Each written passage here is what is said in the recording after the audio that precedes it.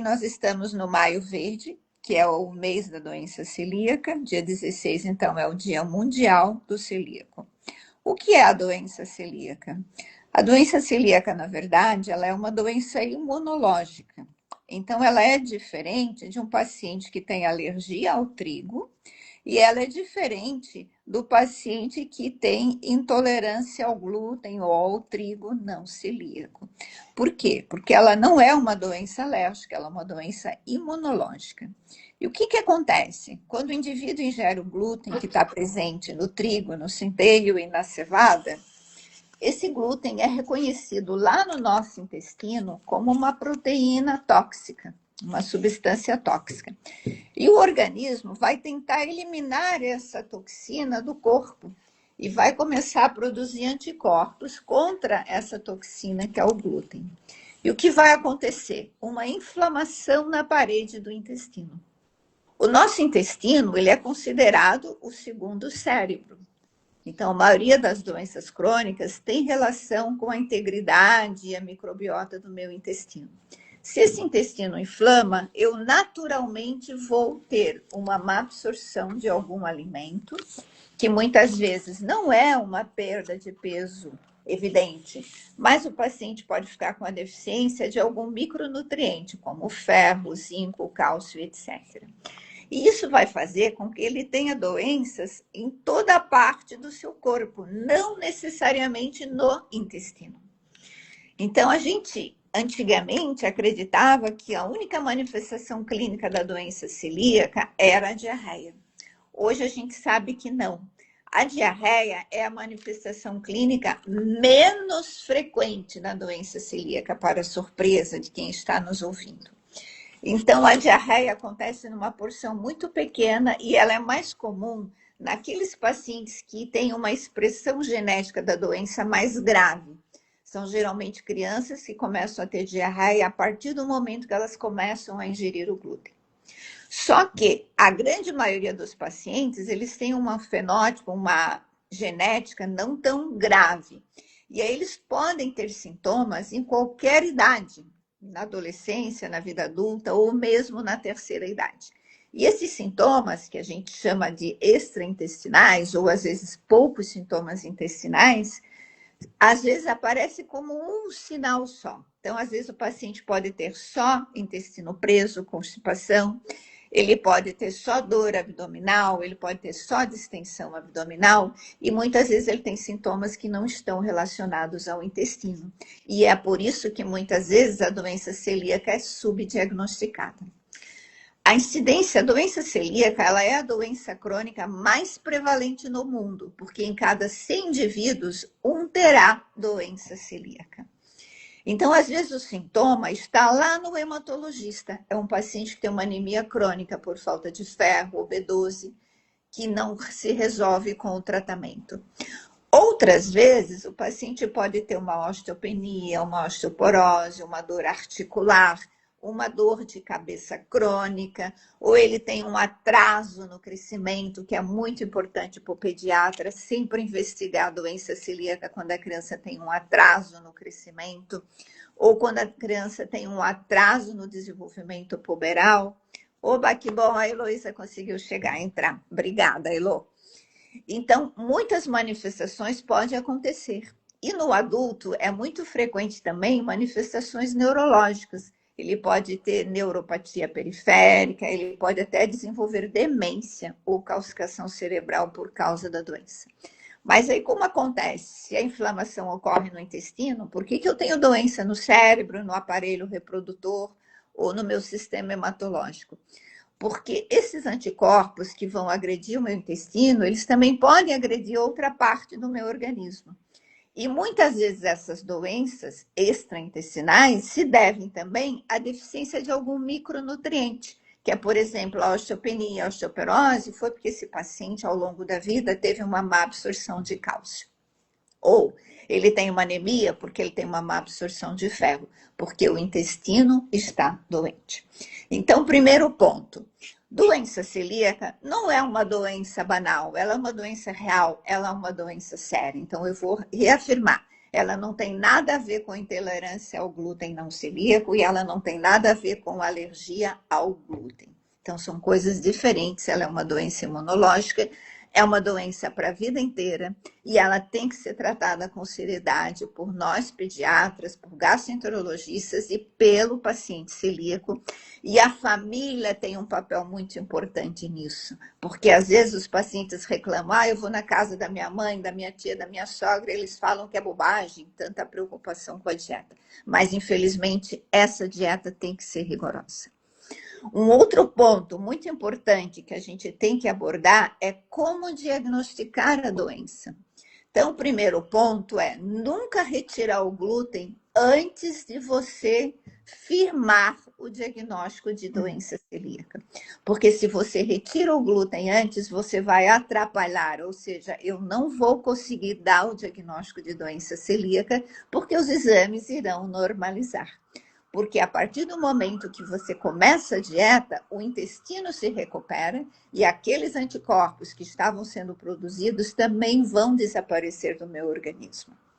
Então, se o paciente tiver uma diarreia crônica, uma cefaleia crônica, uma anemia ferropriva severa, uma osteopenia, uma baixa estatura, um atraso no desenvolvimento puberal, nas mulheres adultas é muito comum aborto de repetição, infertilidade também, e também pacientes que têm algumas doenças imunológicas que estão associadas à doença celíaca, principalmente a tireoidite de Hashimoto e a diabetes mellitus tipo 1, que é aquela que começa geralmente na infância, e algumas síndromes, como a síndrome de Down.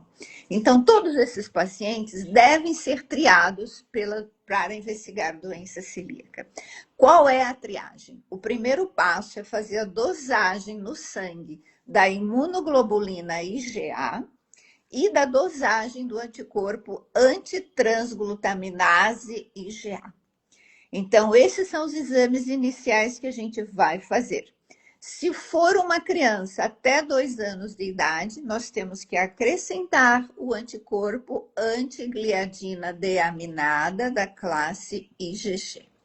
Acima de 2 anos, só o antitransglutaminase e a dosagem de IgA.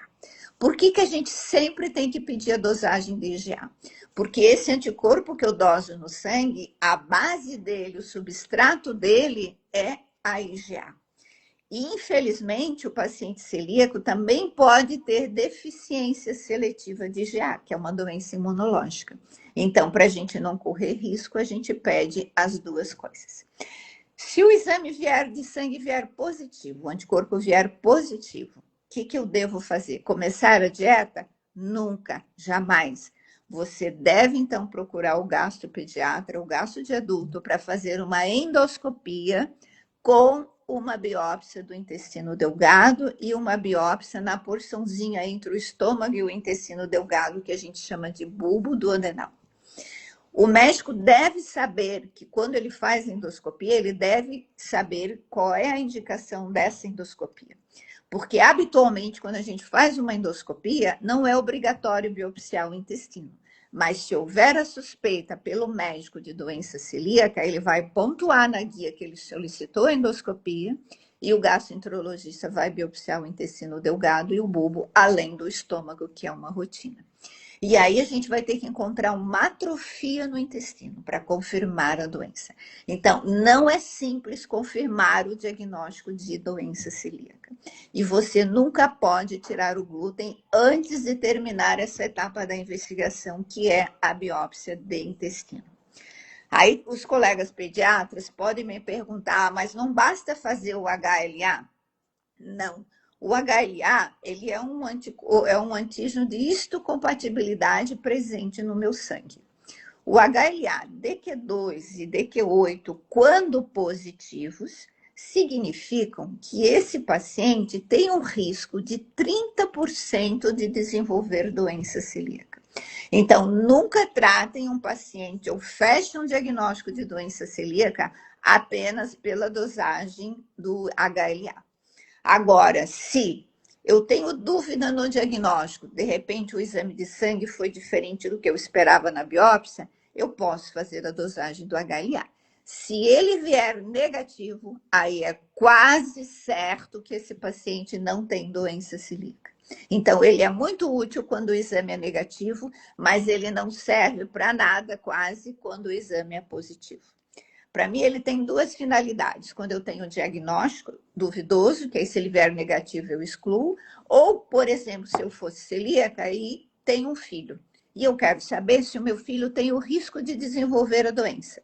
Porque a incidência familiar, assim, a genética é, se eu tenho uma mãe ou um pai celíaco, eu tenho um risco de até 18% de ter doença celíaca.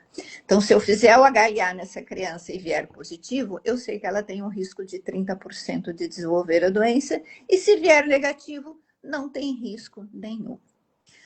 Uma vez que eu estabeleci o diagnóstico, o que a gente faz? Aí é a dieta. E é agora que eu vou convidar a Eliana, que é a nossa nutricionista, uma expertise em doença celíaca, porque já trabalhou muito tempo na Celbra, Santa Catarina, e também foi uma consultora técnica por 10 anos. E ela vai nos contar, então, o que fazer, Eliana, a partir do momento que você recebe o diagnóstico da doença celíaca. Sim. E só complementando, né, Rose, que além disso eu trabalhei 34 anos no hospital infantil, né? Então, assim, a gente teve muito, eu peguei muitas fases, né, aí de todo o tratamento também da doença, né? Porque no passado não era muito, não se sabia de muita coisa, né? Muita coisa evoluiu nos últimos anos. Então, assim, ó, quando eu recebo hoje, né, o paciente com doença celíaca, primeiramente também quero aqui, que eu já entrei falando, né, boa noite para todo mundo, boa noite para vocês, boa noite para quem está nos assistindo. Mas, enfim, primeiramente, eu avalio, né, também assim como qualquer outro paciente que chega, eu vejo a parte da antropometria, né, saber como é que esse paciente está atualmente, se tratando de crianças e adolescentes, que é o que eu trabalho, eu sempre vejo a curva para ver como é que essa criança está se portando, né, até então. Vejo os exames também, né, que normalmente eles já chegam com os exames, né, que geralmente é o pediatra que encaminha, eles já chegam com os exames e muitas vezes até já com suplementações quando os exames estão alterados. Então, mas eu sempre verifico essa parte e sempre eu encaminho, né, no momento que eu marco a consulta, eu sempre solicito para eles também um registro alimentar de 3 dias, porque a partir daí eu também consigo ver melhor, né, o hábito alimentar, os horários, que é essa questão que é muito importante a gente saber também, o estilo de vida da pessoa, o hábito, né? Então, saber se essa pessoa, essa família tem o hábito de comer fora, ou fazem preparações mais em casa, se costumam consumir muito alimento industrializado. Enfim, acho que é importante saber o sono, né? Se a criança dorme bem, se faz atividade física. Então, acho que é importante a gente ter esse contexto, né, da família também, para a gente poder estar atendendo melhor as necessidades, né, de cada uma, né, de uma forma mais individualizada. Então, assim, a partir disso, outra coisa também que é importante avaliar a condição financeira dessa família, né, também isso vai nortear um pouco até a decisão, a gente respeitar a decisão depois dessa família, né, em optar ou não de fazer a dieta sem glúten para todos em casa. Mas, enfim, a partir disso, então, eu oriento essa família, então, da dieta livre de glúten, né, propriamente dita. O que é essa dieta livre de glúten? Que vai ser uma dieta que vai ter que ser feita para o resto da vida. Então, aí eu oriento ali os alimentos, então, que são proibidos, né, como tu já falaste, o trigo, centeio, cevada, o malte, a aveia não certificada, né, que é importante a gente frisar aqui, que a aveia, ela não tem glúten, mas ela é no nosso meio ela é contaminada. Então, é importante deixar isso bem claro e orientar que só a aveia é certificada. E também, né, é claro que a gente não deve focar só no alimento proibido, né? A gente também tem que lembrar de todos os alimentos permitidos, né? E um dado importante que eu acho assim, que a gente, como profissional, é legal a gente ter sempre isso em mente, a importância do trigo, né? Que vai ser eliminado nesse momento e a partir desse momento, e a importância dele na planificação, e também nos hábitos de vida, né? Porque nós, principalmente ocidentais, a gente tem o trigo, ele faz parte muito forte dos nossos hábitos, né? Ele está muito arraigado na nossa cultura. Então, tu tirar o trigo de uma pessoa, muitas vezes isso vai impactar muito, né? até em questões culturais, questões religiosas, né, que a gente sabe, ali a questão da hóstia. Então, assim, é muito, para pessoas, isso vai ser desesperador, assim, né, pensar que não vai poder mais usar hóstia. Então, é importante a gente também colocar que hoje já existe, né, já em função disso, já há alguns anos, né, já existem a questão de utilizar hóstia com baixo teor de glúten, quando for possível, ou se não usar, né, hoje já é permitido você comungar com cálice de vinho, desde que esse cálice seja exclusivo, e que a pessoa, claro, tem que fazer contato com o padre anteriormente, para no momento da missa poder comungar dessa forma. Então, eu acho que tudo isso são coisas que são importantes a gente estar colocando para não só ficar no que não pode, no que não deve, mas também a gente poder estar dando o tempo todo o apoio, escuta e dar alternativas, né? E também, claro, lembrar aí do trigo e lembrar das farinhas que podem, porque o trigo não pode, mas tem muitas outras, né? Então, a gente tem aí aveia certificada, farinha de arroz, farinha de milho, quinoa, amaranto, amido de milho, enfim, a tapioca, polvilho, não sei se eu esqueci de algum, mas enfim, são várias, né? E vários alimentos também, né? Que a gente tem uma gama de alimentos permitidos. Então, o nosso arroz com feijão, né? O próprio macarrão sem glúten, os vegetais, leite derivados, as castanhas. Então, tem muita coisa boa que é permitida, né?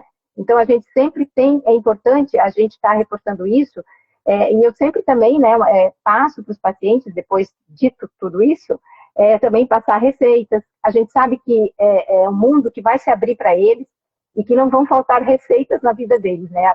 Na internet e tudo mais. Mas, no primeiro momento, a gente tem que lembrar que, às vezes, aquele paciente está chegando ali e ele não... É o básico que precisa ser dito, né? Que precisa ser... dar um direcionamento para essa pessoa. Então, para essa família, para essa criança...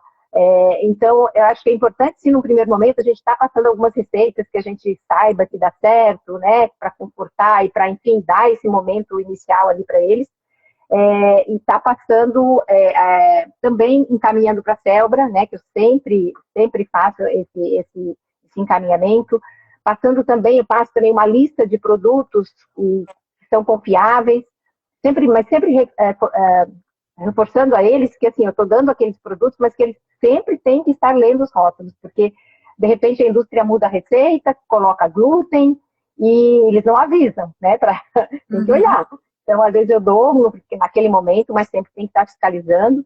Então, as receitas, a lista. Aqui em Florianópolis, a gente tem, assim, muitos locais, né, que são seguros, então eu sempre oriento também locais para comprar os produtos seguros, locais para poder comer, restaurantes, bares, enfim, né, empórios. Então, eu sempre, nesse primeiro momento, eu também passo essa relação que eu acho que é bastante útil, né, de eles saberem já os lugares porque depois eles descobrem, eles acabam interagindo com a Celbra, com pessoas, eles sempre acabam descobrindo essas coisas, mas no primeiro momento não.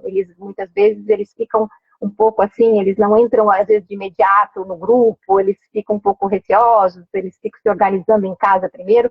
Então, eu acho que é bem importante a gente poder estar passando essas informações e deixar um canal aberto também, né, que eu particularmente sempre deixo para as dúvidas iniciais, que geralmente eles, mesmo tu falando na orientação, às vezes depois ficam dúvidas que eles falam. Então, Rose, eu acho Deixa que no eu primeiro aproveitar. momento é isso que eu falo, né? É importante passar. Fala, Aproveitando querida. que você falou do restaurante, fala para mim como é que você orienta essa questão do cuidado com a contaminação cruzada. Que pode Isso. acontecer na casa do celíaco, na casa do parente, na escola, no restaurante, né?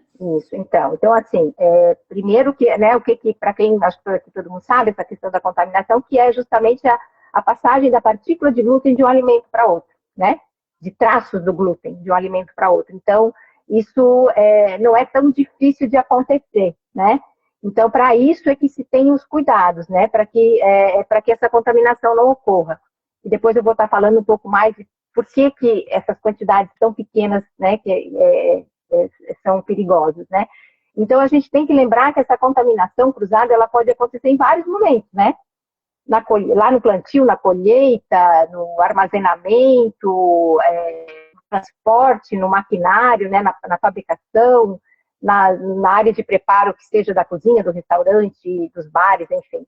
Então, a gente tem que lembrar desse processo todo.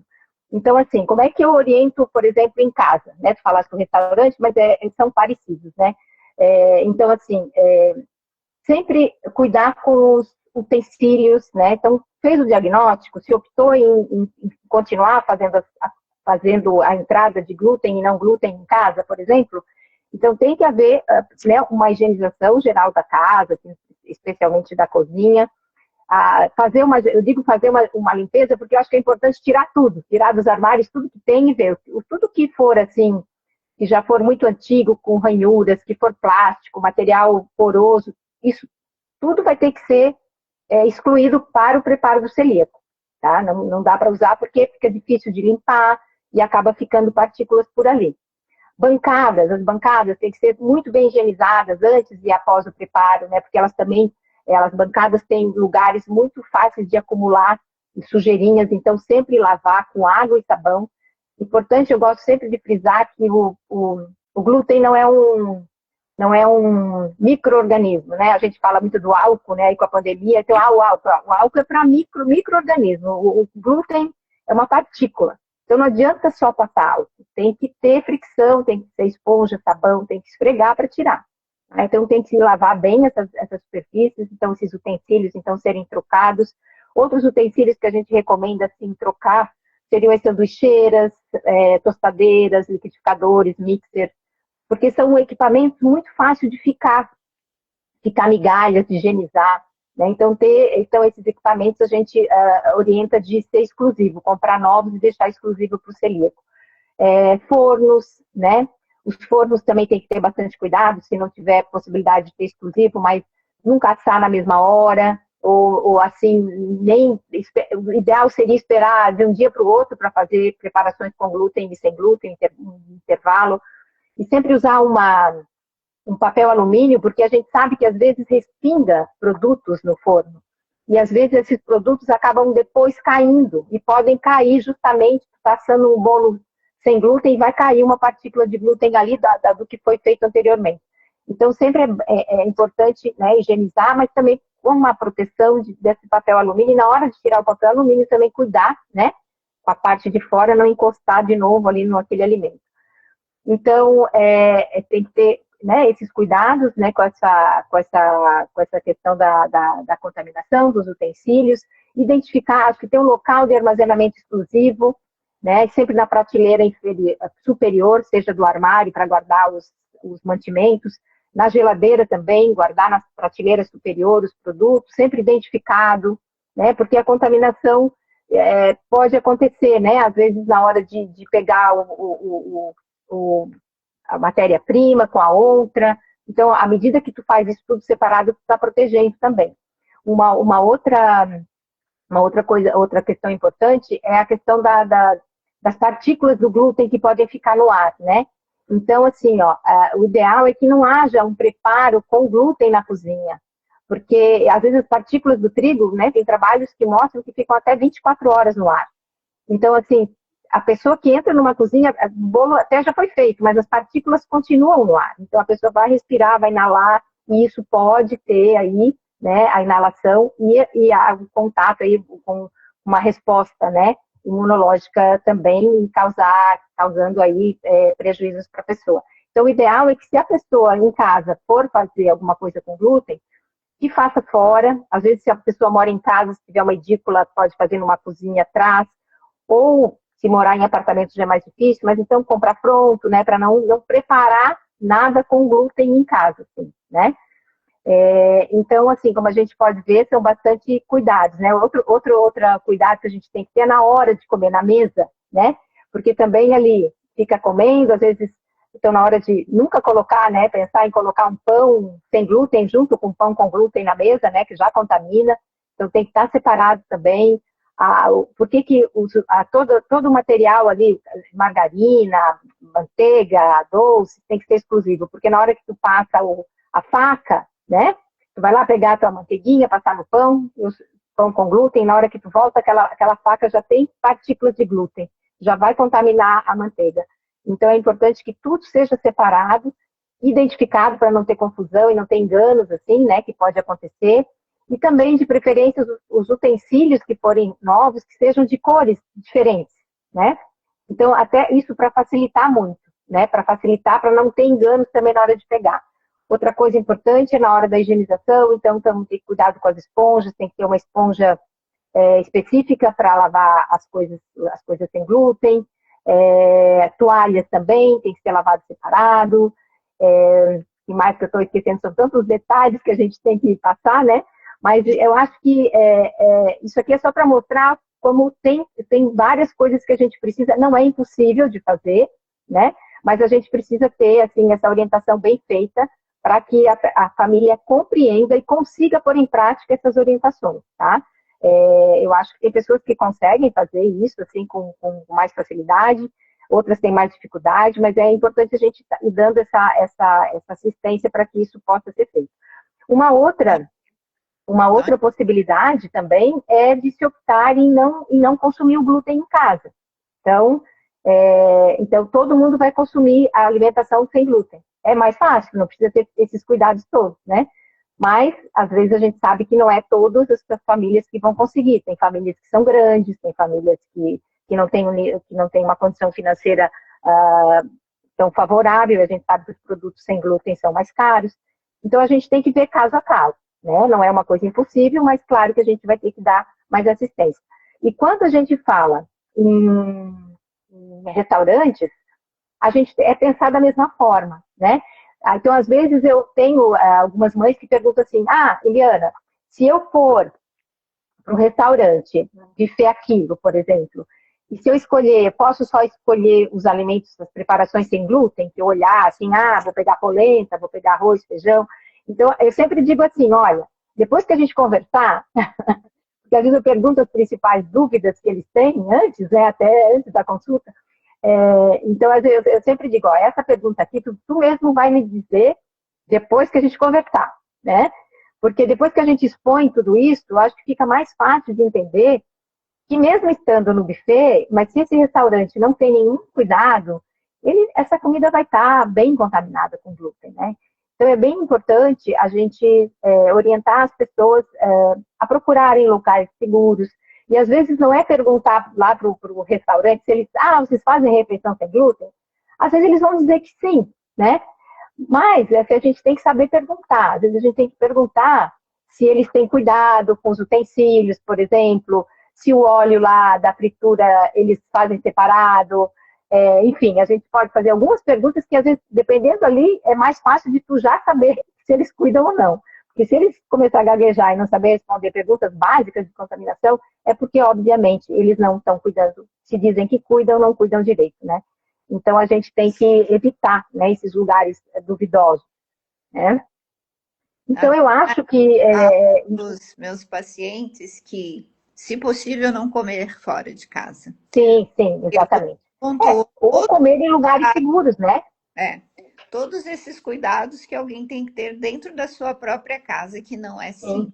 Imagina num restaurante, exceto os restaurantes que só produzem alimentos. Isso. Nós temos aqui, nós temos restaurantes que são exclusivos e tem outros que têm cozinhas exclusivas para fazer. Nós temos até um supermercado aqui, que é uma rede que sempre deu muito apoio na Selbra, que eles têm uma cozinha sem glúten, né? E a maneira de distribuir esse alimento também é diferente. Então, ali é bem seguro. Mas, claro que eu digo, tem que investigar e saber onde se pode ir, né? Não é só porque a pessoa falou lá que não faz sem glúten, né? A gente sabe que essa questão sem glúten virou uma modinha, né? Assim, fit. Então, muitas pessoas nem têm ideia do que é tu tirar o glúten por ser fit ou tirar glúten porque tem doença celíaca, né? Então, é bem importante. Perguntar outra coisa, porque as pessoas tiram o glúten hoje por opção para serem fit. O que, a meu ver, não é uma coisa necessária, né? Você pode ser fit comendo glúten, desde que você não coma. Como que é a segurança no paciente viver uma vida inteira sem glúten? Você consegue equilibrar, conforme a nossa recomendação da pirâmide alimentar, uma alimentação saudável e completa nutricionalmente, mesmo sem glúten? Fala pra gente. Sim, é perfeitamente possível, assim, né? Agora, a gente também tem, que lembrar que o celíaco, ele passa pelos mesmos problemas alimentares da população em geral, né? Então, às vezes, a gente tem já esse paciente celíaco, quando eu peço esse registro, eu já consigo ter uma ideia do hábito. Então, às vezes, esse paciente também, ele não tem já o hábito muito bom, assim, de comer vegetais, de comer frutas, como a população em geral. Então, cabe também, acho que nesse momento da orientação, a gente falar dos alimentos que não podem, falar da contaminação, que é extremamente importante, mas é muito importante também a gente valorizar todos os alimentos que eles podem comer e os alimentos saudáveis. Então, assim, que a gente tem, como eu já falei, tem vários, e a gente está expondo, assim, de que forma é essa alimentação saudável. Então, de ter esses alimentos de forma diária, né, de consumir os vegetais, de consumir as frutas, de evitar os alimentos ultraprocessados, porque a gente sabe que, às vezes, no momento do diagnóstico, às vezes tem muitos que saem correndo atrás de produtos, a comprar produtos sem glúten, né? E a gente sabe que, assim, ó, existe também uma ideia, às vezes, de que todo produto sem glúten é saudável, né? E não é verdade. É como os outros alimentos, na verdade. Tem os saudáveis e tem os não. E tem, tá cheio de alimento sem glúten, que é saudável, mas também que não é não saudável. Então, é muito importante a gente orientar a questão dos rótulos mesmo, sabe?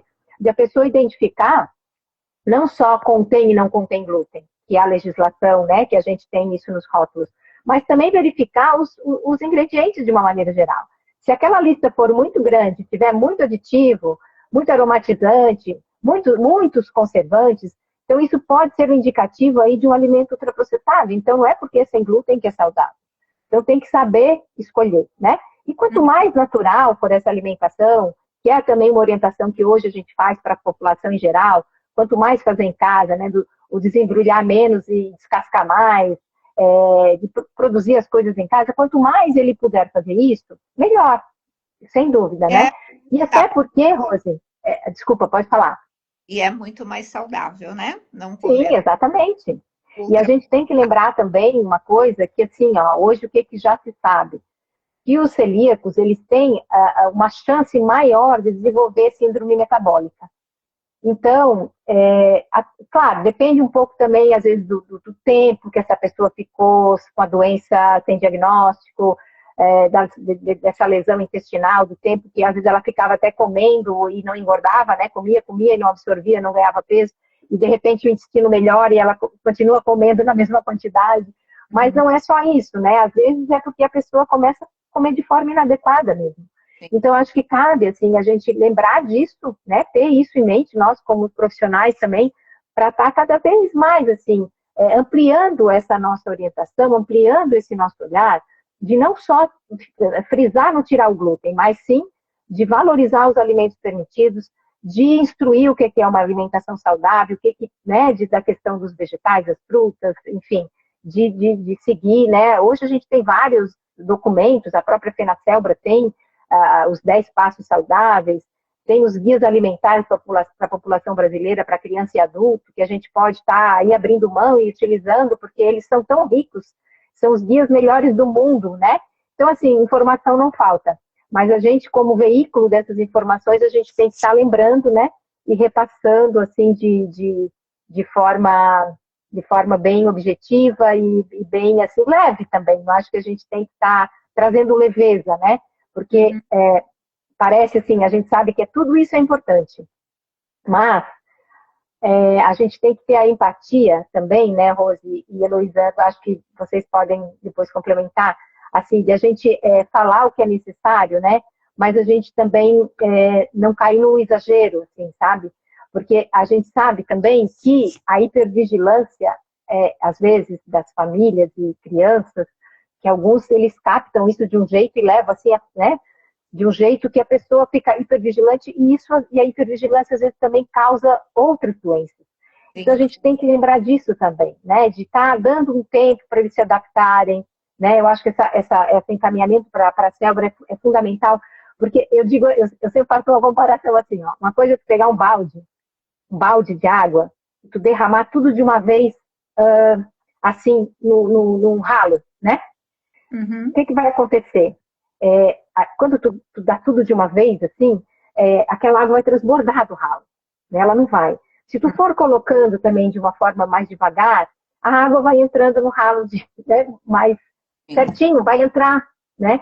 E da mesma forma, eu sei que a gente precisa passar as informações, mas às vezes a maneira que a gente passa é muito importante também, que a gente dá tranquilidade, dá essa visão mais ampla para o paciente, que ele vai ter o tempo para se adaptar, e esse encaminhamento também, na medida que ele vai trocando ideias com as pessoas que também são celíacas, isso vai dando muita tranquilidade para Na ele, sabe? verdade, Essa troca de informações é bem importante.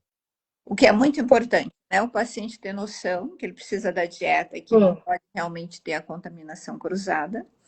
Por outro lado, ele tem que ter noção de que ele precisa manter uma alimentação equilibrada, porque a gente vê como você pontuou a questão da síndrome metabólica, porque o celíaco, quando ele começa a sua dieta, quando ele descobre um bolo gostoso ou um biscoitinho gostoso sem glúten, ele come em excesso. É como se fosse um pacote. E aí ele começa a comer muito carboidrato, e isso pode levar à obesidade, o que não é o paciente celíaco quando ele começa. Até porque a gente tem que observar que quando o paciente está doente, ele tem uma má absorção.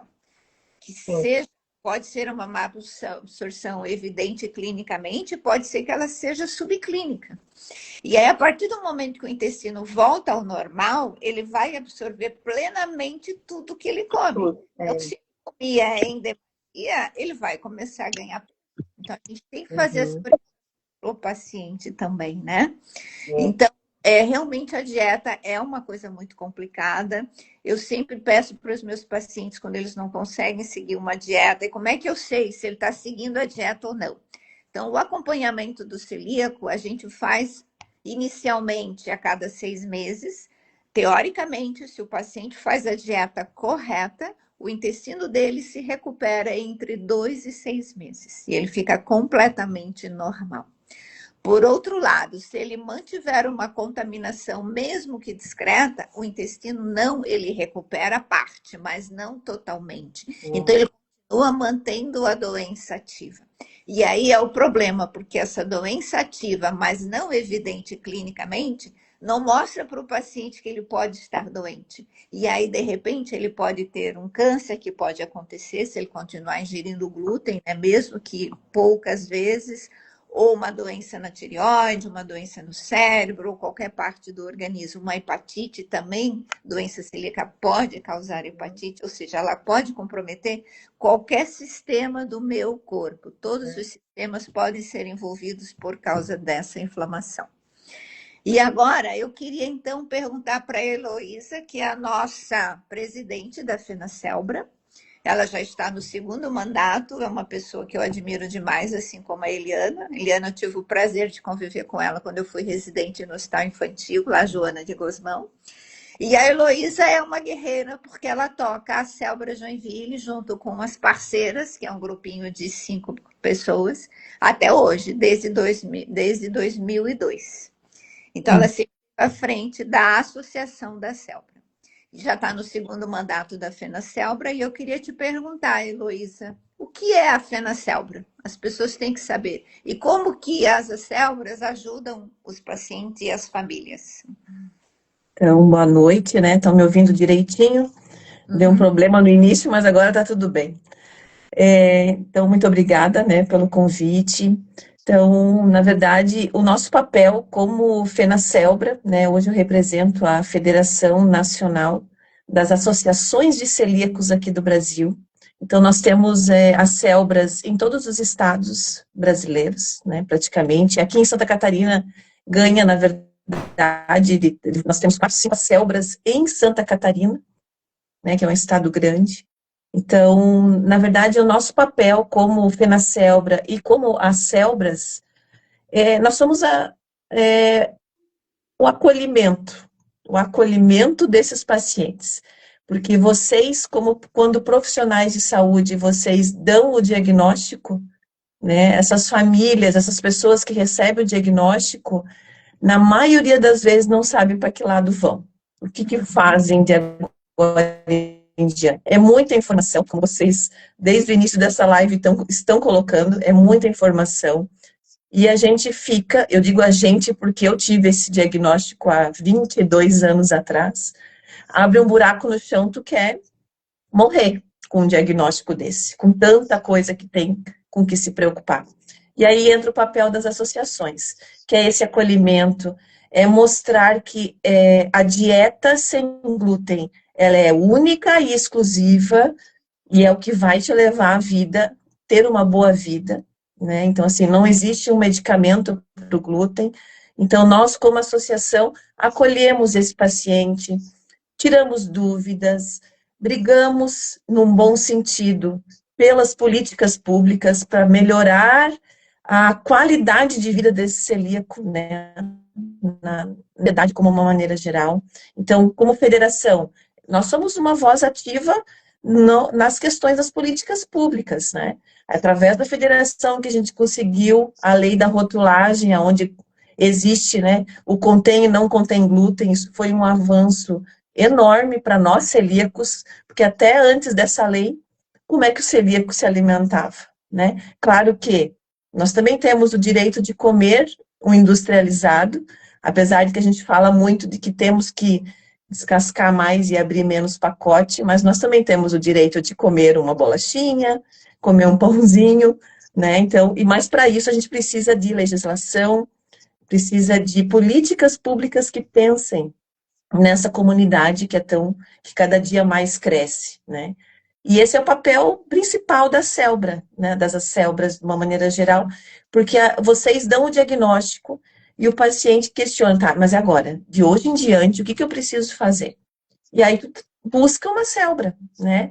É até um pedido que nós, como associação, fazemos com os profissionais que a gente tem super trabalhar em conjunto, a doutora Rose é a nossa parceira desde sempre aqui em Joinville, né? Vocês precisam falar da existência das associações, né? Porque nós vamos mostrar que é possível sim fazer uma dieta sem glúten, é possível sim viver sem glúten, e a gente vive bem sem, porque é uma questão de saúde. E essa parceria do profissional de saúde, primeiro, pensar que essa pessoa com determinados sintomas pode ter uma doença celíaca é a primeira questão. Tem que pensar na doença. Vocês precisam falar mais sobre doença celíaca, né? Entre vocês, entre seus pares, na universidade, precisa ser conversado mais sobre. E esse é o nosso papel como FENACELBRA, como associações, a gente instigar, né, vocês, profissionais, instigar os órgãos públicos a pensar mais sobre essas questões, sobre a doença celíaca, né, e como se comporta, e que nós também temos direitos, né, para ter uma boa alimentação e tudo mais. Tem que ser lembrada por todos, né, Heloísa? Com certeza. Quais são as maiores dificuldades do paciente? Porque quando eu dou o diagnóstico, muitos choram na minha frente. Eu, Sim. que sou muito emotiva, eu fico comovida com aquela cena, né? Então a gente abraça o paciente, a gente fala que não é o fim do mundo, que a vida não vai acabar, como você mesma falou, porque dá vontade de morrer, não vai comer mais nada. Sim, o que eu vou comer agora? Você tem que mudar o foco, né, da tua dieta. Sim. Mas, no teu ponto de vista, com essa experiência longa na Celbra, o que é mais difícil para o paciente celíaco? Quais são as maiores angústias deles?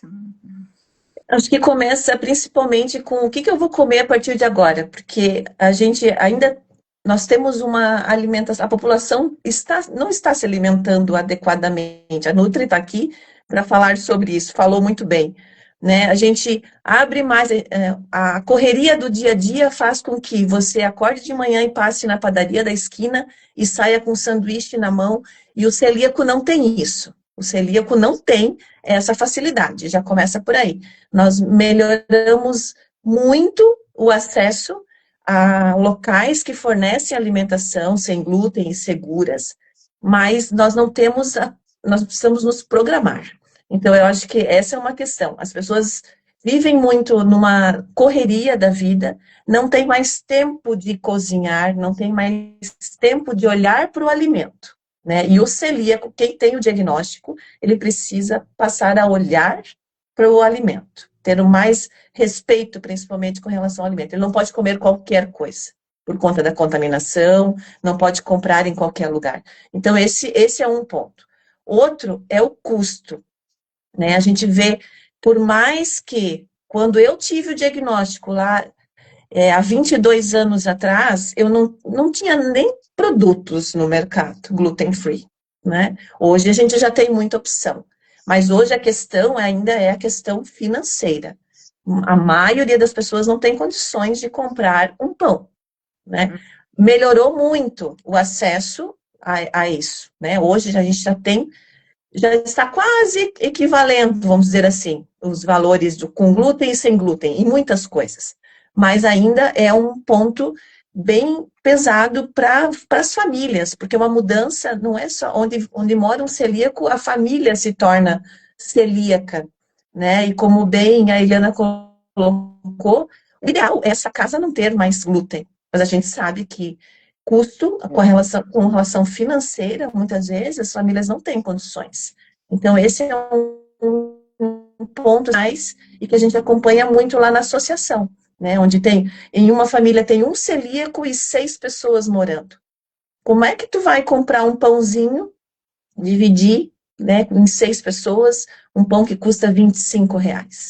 Aí é uma questão, assim, bem, bem complicada. Então, um faz a dieta, os demais vão comer glúten. Aí tem toda aquela ginástica e logística de como é que eu vou fazer isso dentro de casa sem me contaminar, né? Então, são questões, assim, é o que mais pesa mesmo nesse quesito. E, assim, claro, e a gente ter mais opções, né? Apesar de que aumentou bastante, né, os locais de alimentação, mas parece que o celíaco, por exemplo, ele não precisa comer à noite e sábado e domingo.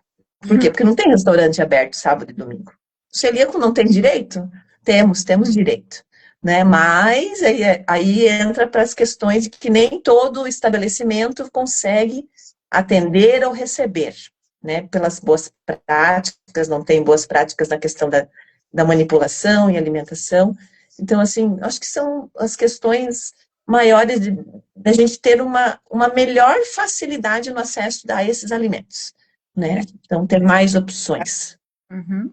Que mensagem, Luísa, você deixaria para os recém-diagnosticados? Uma, duas palavras-chave para animar esse pessoal. O que eu posso dizer? Que agora vocês têm uma vida boa. Teve o diagnóstico, porque até então estavam doentes, né? Até Sim. então estavam doentes. Então agora descobriu o que te adoece é o glúten. Vai tirar o glúten, vai fazer os ajustes. Não se assustem, o início é difícil, possível sim, aos poucos você vai modificando, no início não dá muito certo, mas assim, primeiramente, tirar o glúten de dentro de casa, o trigo, né? Eu não consigo tirar glúten, tudo bem, o pão vem pronto, a bolachinha vem pronta, mas elimine o trigo de dentro de casa. Mas você vai ver que a tua vida vai mudar, vai melhorar, você vai ter mais saúde, né? E contar com as acelbras, contar com os grupos de celíacos, com as pessoas que estão aí na tua comunidade, pertinho de você.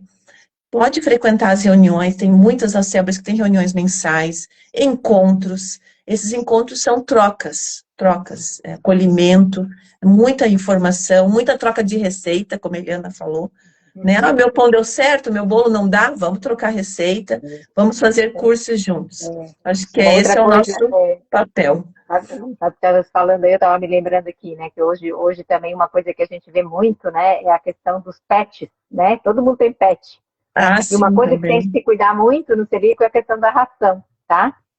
Também, principalmente para que nós estamos falando para os pediatras aqui, para a área da pediatria, as exato. crianças principalmente, Isso, né? porque assim, o pet, a ração, eu tenho que escolher a ração sem glúten, porque o cachorro ele come e é muito comum os bichinhos virem lamber, né? Bom. Sim. E tudo que é via mucosa, né? E a gente sabe que existe aí o risco de haver aí a contaminação também, né? Então, uma coisa só para lembrar, Mas que hoje tem muito.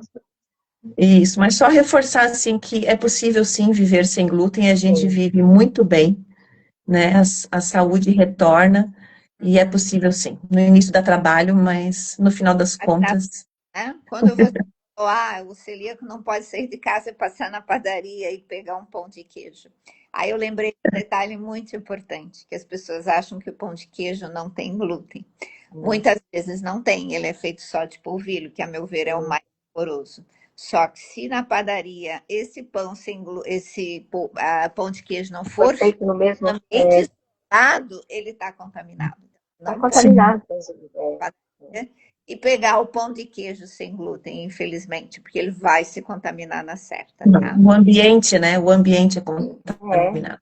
A Eu sempre brinco assim, é só vocês lembrarem como é que a gente não vê mais padeiro, né? Porque agora a gente. Mas se tu vê um padeiro numa padaria, como é que tu vê? Como é que ele sai da padaria? Ele tá branquinho, né? Sai branquinho, quer dizer, isso é só para mostrar. E ele não joga o trigo nele, né?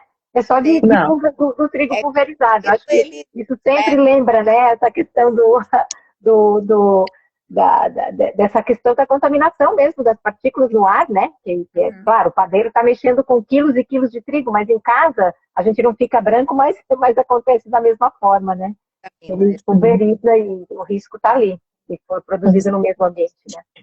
tem uma verdade. pergunta no chat de uma colega nossa, Jaqueline, muito querida, que é de Florianópolis. Ela disse que a live está bem bacana e que ela tem um paciente de 16 anos com doença celíaca e diabetes mellitus, que está consumindo glúten. Gostaria que falasse nesse desafio com os adolescentes. Já que esse problema que você tem é um problema que todos nós temos. Primeiro que a adolescência já é um período difícil. Nós temos uma nutricionista que participa da Célbra de Joinville, que é a Silmara, que quando ela fez o TCC dela de formação, né, ela fez sobre doença celíaca, ela abordou vários temas, e um deles foi a aderência à dieta. E o que ela observou? Que exatamente é a faixa da adolescência que menos aderência tem à dieta, então é muito difícil. Como eu havia falado aí falando para as pessoas que não conhecem muito sobre a doença, então quem tem doença celíaca tem um risco maior de também ter doença diabetes tipo 1, hipotireoidismo e algumas outras doenças menos frequentes. Então imagine uma criança que tem doença celíaca que não pode comer glúten e que ela não pode comer açúcar porque ela é diabética. Não é fácil, realmente não é fácil. Eu, nesses casos, sempre conto com o apoio de um psicólogo, porque deprime um pouco, principalmente o adolescente, porque o adolescente está na fase da autoafirmação. Muitas vezes eles têm vergonha de falar que eles não podem comer, aí eles comem com os amigos, eles saem para, às vezes, até para tomar uma cerveja, ou para comer um pastel, ou comer uma pizza. Então, é muito, muito doloroso para a gente orientar uma criança, um adolescente que tem diabetes tipo 1 e que tem doença celíaca. Mas, infelizmente, ele vai ter que fazer as duas dietas. Não, se ele não fizer a dieta sem glúten, ele também não consegue controlar a glicemia dele na diabetes. Então, as coisas estão juntas e ele precisa da dieta. Aí você realmente precisa, em alguns casos, de um apoio de um psicólogo, às vezes até do psiquiatra, para ajudar essas crianças. Então, os meus adolescentes, que é geralmente a faixa etária que eu tenho maior problema, eu tenho muitos pacientes que pequenininho fazem a dieta perfeitamente, porque eu faço isso já há 35 anos, e quando chegam na adolescência, eles começam a transgredir propositadamente, porque eles voltam, se rebelam, que é a fase da adolescência. Então, nesses casos, primeiro tentar com a nossa conversa. Se não der certo, realmente é pedir o apoio de um terapeuta para ajudar. E a gente ter um bom relacionamento com a família, isso também é muito importante. Não dá para a gente ficar condenando a criança ou adolescente porque ele não quer fazer dieta. A gente tem que pensar no social dela, né? Que não é simples. É muito fácil eu, adulta, não poder mais comer glúten. Bom, não vou comer mais glúten, vou mudar a minha dieta. Mas colocar isso na cabeça, principalmente de um adolescente, não é simples. E uma coisa é tu fazer isso por opção, né? Tu não comer glúten, não comer açúcar por opção. Outra coisa é ser o teu tratamento, né? Então, são coisas bem diferentes, né? É Então, acho verdade. que é bem isso mesmo. E principalmente, e a parceria, né? Nesse momento é realmente a parceria da família, né?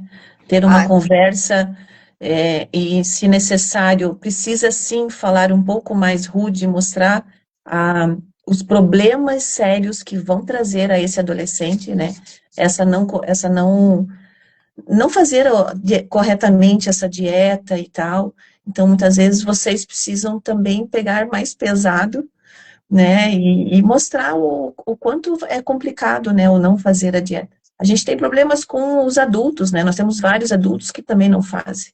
Com Então, certeza. imagina um adolescente, né? E hoje, Também. né, Rose, uma coisa que também acho que existe uma confusão, né, às vezes, com as pessoas que elas avaliam, às vezes, muito também a questão da doença celíaca com sintomas, né? Então, se não está tendo sintoma, está tudo bem. Isso. Depende, tem paciente que é totalmente assintomático. Às vezes é sintomático antes do diagnóstico e depois do diagnóstico, trata. Aí, às vezes, ele come glúten e não sente mais nada, ele acha, eu estou bem, né? Mas eu sempre digo, essa coisa de ter sintomas é muito individual. Tem pessoas que são sintomáticas sempre. Eu tenho crianças que, assim, já enchem a boquinha de afta, entendeu? Assim, é ruim, mas é bom, porque sabe que foi a questão da contaminação. Porque às vezes é bem específico mesmo. Agora, tem muitos que são totalmente assintomáticos. Então, mas isso é que eu sempre digo, não quer dizer que não está tendo lesão, né? Tu pode não ter tanto que hoje não é mais sintomas que tu avalia, são os exames, é a questão realmente da contaminação que vai poder estar ativando aí essa lesão, né? Então, e existe muita confusão, até na família, né? Que acha que aquela é exagerada. Eu, às vezes, tenho que reunir famílias inteiras para conversar, assim, para explicar. Mas como a a pessoa doutora Rose... é considerada exagerada, né? mas como a doutora Rose falou no início ali da fala dela, muitas vezes eu entendo que todo mundo tem sintoma. Essa questão do assintomático, e todo mundo leva em consideração os sintomas gastrointestinais que a doença celíaca remete. Só que muitas vezes a pessoa não tem as questões gastrointestinais, mas tem a cefaleia persistente, tem outras questões, Até né? o caso. Isso é Ela um nem identificou, sintoma. né? E isso é um sintoma. Então, assim, muitas vezes as pessoas entendem que, não, se eu não passo mal, que eu não tenho diarreia, vômito, mas não é. Eu entendo que todo mundo tem sintoma, a gente só não até entende como insônia, né? Até isso. insônia pode ser Irritabilidade. um sintoma. É muito comum depressão no paciente adulto Também. celíaca quando não tratada. Por exemplo, ontem eu encontrei com uma amiga que ela é celíaca e o irmão dela também, dois adultos. E eu falei, Jani, como é que você vai? Tá tudo bem? Ela falou, não, tô ótima, doutor, eu faço a dieta bem certinha. E eu falei, e o teu irmão? Ele não faz a dieta certinha porque ele não sente nada quando come. Aí ele, sem vergonha, ele come, porque ele acha que não vai fazer mal, mas ele sabe dos riscos. Então, isso é muito importante. A pessoa começa a comer pouquinho para testar. E ela acha que não deu nada, que deu tudo certo. Mas, como eu falei, a partir do momento que você come só um pouquinho, essa contaminação cruzada, a gente está falando de 10 partículas por milhão. É como eu pegar um pedacinho de pão, sei lá, um farelinho de pão e dividir isso em 10 milhões. Um pedacinho desses 10 milhões já é considerado contaminação cruzada. Então, até existe, né, Rose, até uma relação que eu também gosto sempre de fazer, né, que é essa questão assim, o que é 20 partes por milhão, que é a questão lá do Códex, né, que seria considerado seguro, mas não que, quer dizer, existe, mesmo no livro de glúten, a gente sabe que é até 20 partes por milhão, que é 20 miligramas por quilo do alimento, que é considerado seguro, né? Não é que não tem glúten, mas uma quantidade mínima, que veio a partir de um estudo que eles fizeram, onde eles viram que até 10 miligramas de glúten por dia consumido não havia lesão intestinal, né? Já 50 miligramas por dia já viu que já houve, né, durante 3 meses lá, que já houve uma lesão. Então, a partir desse estudo é que se chegou nesse 20 partes por milhão. E o que é 10 miligramas? Né? Eu sempre gosto de falar isso. Se tu pegar uma fatia de pão, tu vai ter 300 avos desse pão é que vai ter os 10 miligramas. Né? Então, quer dizer, é por isso que veio a questão da migalha, né? Porque é uma migalha. É uma coisa que tu nem, uma coisa que tu nem vê. É uma poeira, né? Quando a gente fala em 50 miligramas, que é o que já causa lesão, também é uma fatia, é 70 avos dessa fatia. Então, é por isso que se fala tanto, né? Quer dizer, tu vê, já 50 miligramas já causaria uma lesão. Então, é justamente, às vezes, essas pequenas coisas do dia a dia, é aquela faca contaminada, é o trigo no ar, é a sanduicheira compartilhada, às vezes um produto contaminado, enfim, o pão de queijo que comprou na padaria que é feito tudo junto. Então, se tu começa a ter várias dessas pequenas migalhas, mas várias vezes no dia, tu vai acabar com certeza ultrapassando essas 10 miligramas por dia, né? Então, Por por isso isso que se que fala que a gente precisa descascar mais e abrir menos pacote, porque é, muitas pessoas passam o dia se alimentando de industrializado. é, Apesar do industrializado estar escrito não conter glúten, ele tem partes de ele glúten. tem essa Se parte. você só consumir industrializado, você vai chegar no limite lá e você vai ter problema, né? Então, precisa o equilíbrio, né? Equilíbrio é tudo nessa vida. E É o para tudo, celíaco né? mais ainda. Eu acho De que tudo para tudo. temos um pouquinho da hora. O povo deve estar cansado. Esse Eu assunto não tem fim, né? Podemos ficar aqui muito tempo falando, né? Tem muita coisa para se falar. Com certeza a gente está sendo muito breve aqui, Nós né? temos o mês de maio inteiro para falar sobre É, celíaca. Com certeza vocês terão Hum. oportunidade de ouvir outras lives e outros trabalhos. Eu só queria, então, finalizar, antes de agradecer todos, reforçar que a doença celíaca ela tem múltiplas facetas. Às vezes o único sintoma é uma dor de cabeça, pode ser só uma tontura, uma dor abdominal, um mal-estar, um cansaço crônico. Não espere ter diarreia para pensar em doença celíaca.